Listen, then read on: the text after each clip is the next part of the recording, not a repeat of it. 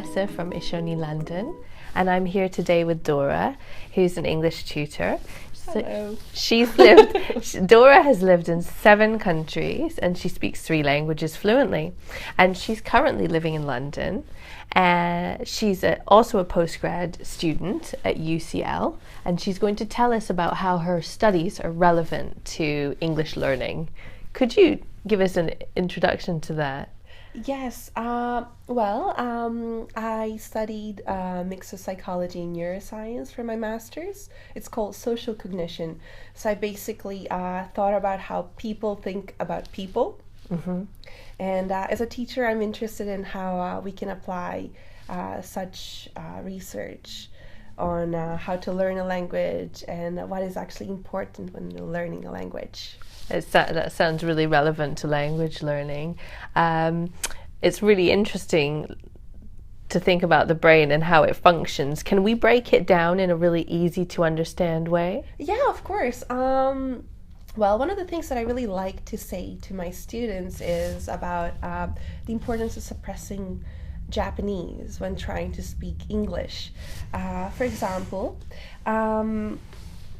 so in the brain, we have the areas that we use for language. Mm-hmm. And when the scientists scanned it, they found some interesting differences between people who are fluent in the language and people who are not so fluent in the language. More specifically, they found that people who are not fluent in the language tend to mix these 2 languages in the brain. So if you would actually try to represent it, it would look something like this.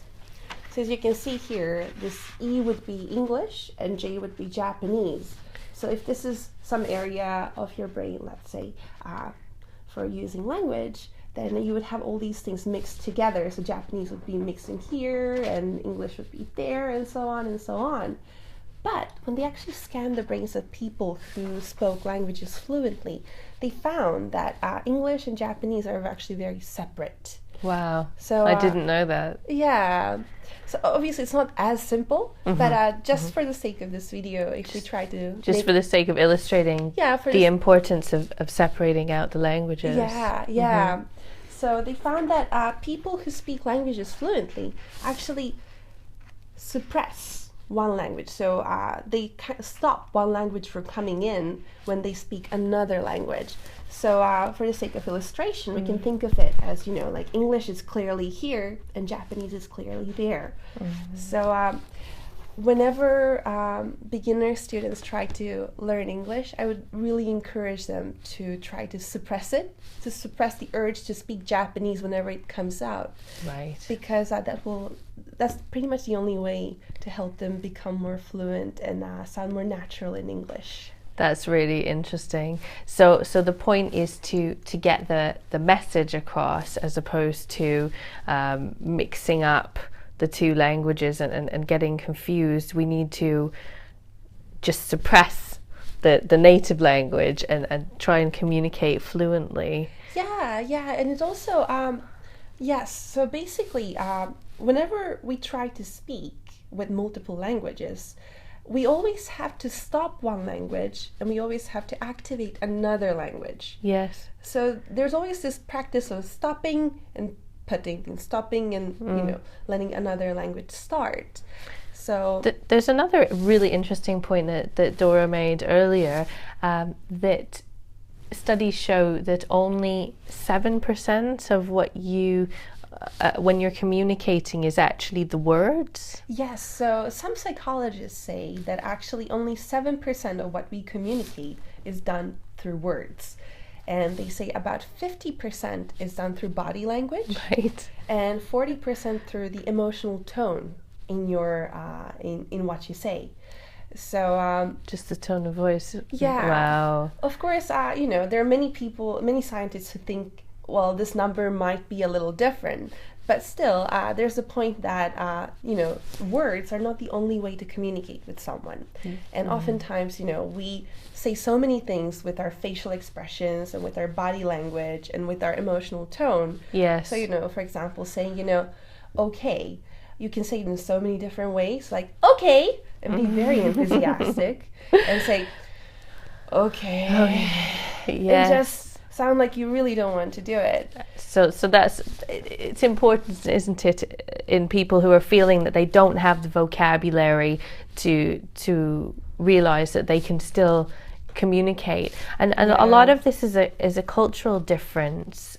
Could you tell us anything more about the cultural differences? Yes, I really like to think about cultural differences a lot.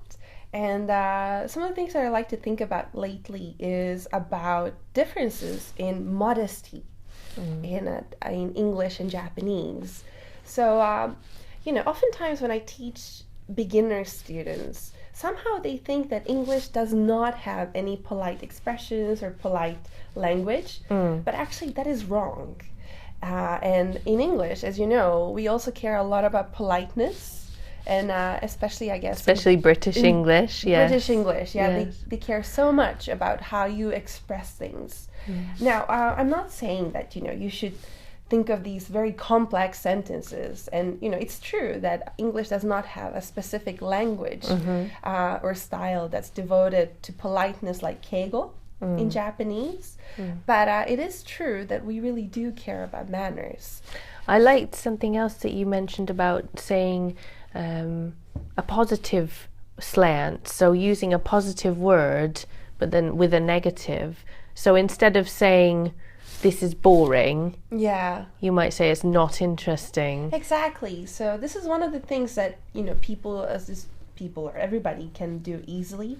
So just in Japanese, it's often very normal to say these things that almost sound negative. So it's like, this is boring, or my English is bad. That's what students often say, but it's never true. Yes. Or, oh, it's a boring gift, but here it is.